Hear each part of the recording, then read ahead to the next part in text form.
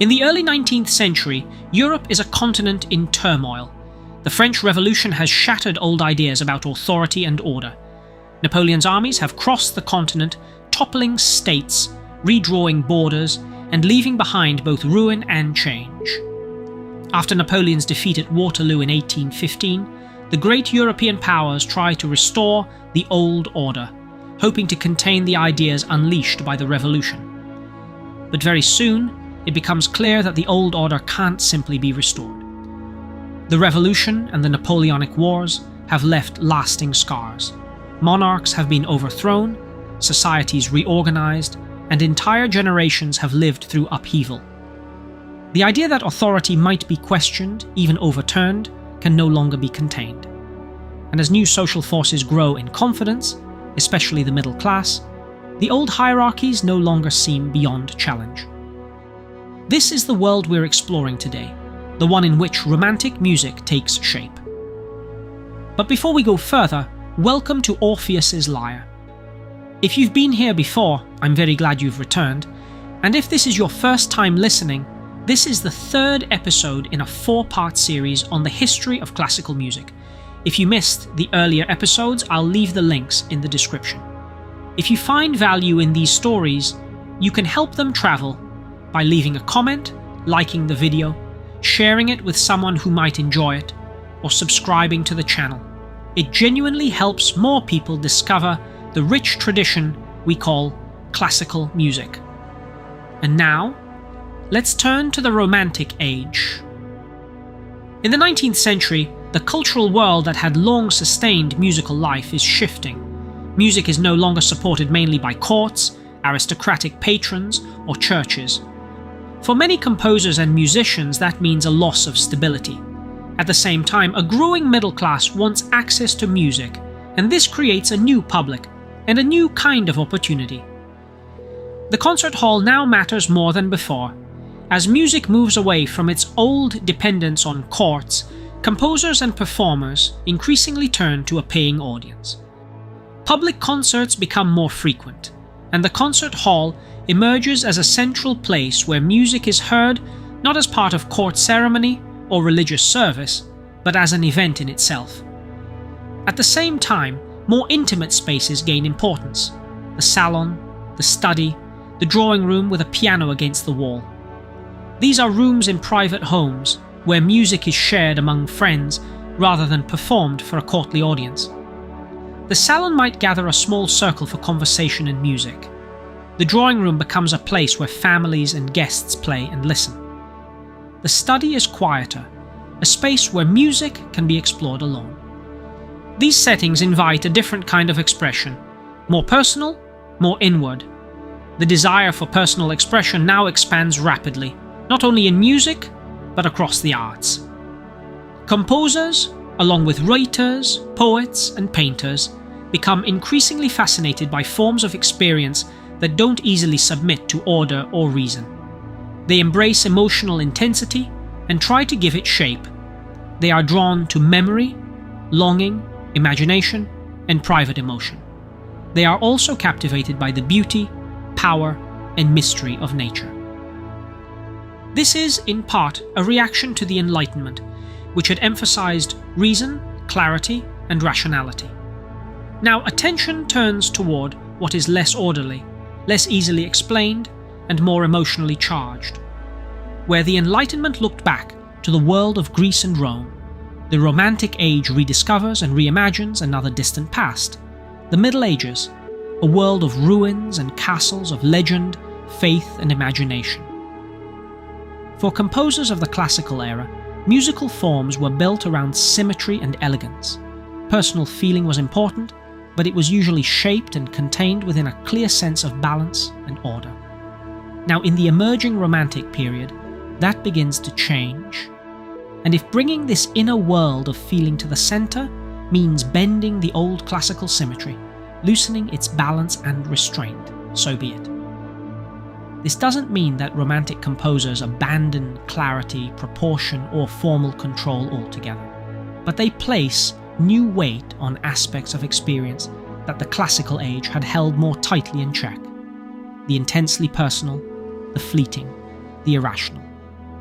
And with this shift, the inner life of the individual moves much closer to the center of artistic creation, following a path that Ludwig van Beethoven had already begun to explore. The shift I've just described takes many forms. In Vienna, Franz Schubert writes songs that bring private emotion closer than it had been in earlier traditions. The piano accompaniment can become a spinning wheel, a storm, a river moving through the dark, a heartbeat quickening with fear. Again and again, his music gives the impression of something deeply personal, as if it were giving voice to an inner life with a new kind of intimacy. That reflects a broader change in the way music is written, and for whom it is written. Bach, for the most part, worked within institutions such as church and court. Mozart still depended heavily on commissions, patrons, and public occasions. In his later years, it is true, he increasingly worked as a freelance composer and performer, writing for subscription concerts, the theatre, and private patrons. But even then, his music was still often shaped by occasion, expectation, and public function. Schubert, by contrast, more often writes for himself and for a small circle of friends. His music doesn't need to glorify a patron or serve a formal occasion. It can instead become a space in which individual feeling speaks more directly. Schubert, however, is only one part of the story. With Frédéric Chopin, the piano becomes the ideal instrument for romantic expression. He writes mostly for solo piano, not for large public forces, and from that single instrument, he draws an extraordinary range of feeling.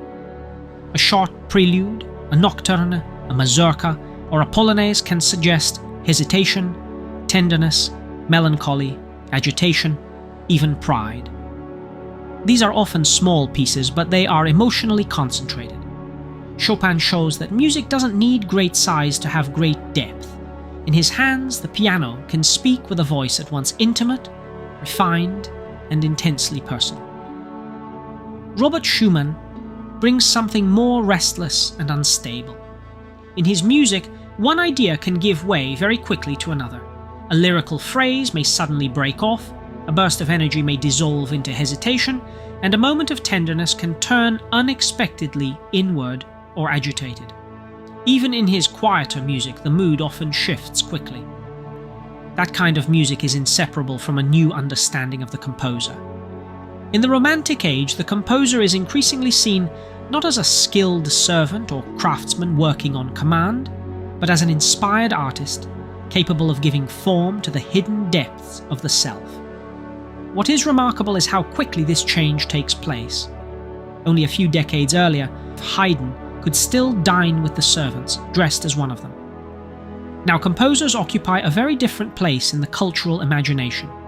They are seen as individuals, even as geniuses, capable of expressing what words cannot. Schumann and his music belong fully to this new world. His works don't simply entertain, decorate, or fulfill a commission. They seem to open a window onto an inner life that is volatile and intensely personal. From the beginning, Romantic music is strongly drawn to a more private world, the song, the piano piece, the salon, the solitary voice, but it doesn't remain confined there. As the century advances, it pushes outward. Music grows larger in scale, wider in range, and more ambitious in what it tries to express. The orchestra expands, harmony stretches, and with them grows the sense that music can speak with new force in the public sphere. That change can be heard in the orchestra itself. The neat proportions of the classical ensemble begin to give way to something broader, heavier, more varied in color. Brass sections grow, wind writing becomes richer, percussion enters more boldly. The range of volume, sonority, and dramatic effect increases. At the same time, harmony begins to move further away from its center. Composers delay resolution, prolong tension, and make dissonance feel less like a fault and more like a form of expression. Few composers embody this new ambition more vividly than Hector Berlioz. In France, he writes music that seems almost to unfold in images. Symphonie Fantastique doesn't move like a balanced classical structure. It burns, dreams, and hallucinates. A recurring musical idea returns again and again as the music passes through desire, delirium, and nightmare. Whether one follows the program closely or not, the effect is unmistakable. The orchestra has become a vehicle for vision. From there, music moves toward an even larger ambition. With Richard Wagner, opera stops feeling like a chain of separate arias, duets, and choruses, and begins to unfold as one continuous musical drama. The orchestra no longer simply accompanies the singers. It carries the drama forward, comments on it, and often reveals what the characters themselves can't say. Wagner also builds his operas out of recurring musical ideas, leitmotifs, attached to characters, objects, emotions, or destinies. As these ideas return and change, the listener begins to hear connections across the drama. At the same time, the harmony grows more restless. Cadences are delayed, resolution is postponed, and tension is held for far longer than before. In Wagner, romantic ambition reaches an extreme. Opera is no longer just entertainment for an evening. It tries to become a total experience, musically, emotionally, and dramatically overwhelming. With Wagner, and in the generation that follows, the orchestra becomes larger than ever, and composers demand more from it than before. They want more sound, more color, more intensity, more emotional force. But the deepest pressure is felt in harmony. By the end of the 19th century, the harmonic language inherited from the past has been stretched so far that its old stability begins to give way. The old sense of balance is harder to recover. The pull of the tonal center grows weaker, and so it is here, more than anywhere else, that the real breaking point begins to appear. The next great transformation in music won't come simply from writing for bigger orchestras or from pushing emotion to greater extremes. It will come from something deeper, the gradual fracturing of the tonal world itself.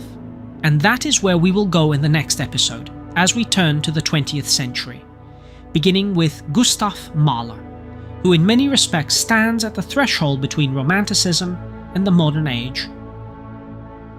Before I leave you, thank you for spending this time with me. If you enjoyed the episode and would like to read a fuller version, please head over to my Substack. I'll leave a link in the description and in a pinned comment. In the written version, I explore some additional aspects that I couldn't include in this video, including the impact of nationalism and the role of figures such as Johannes Brahms. And one final note, if you enjoyed this video, you can help these stories travel by leaving a comment, liking the video, sharing it with someone who might enjoy it, or subscribing to the channel. It really does make a difference. That's it from me today. I hope you have a good day, and I'll see you again in the next episode.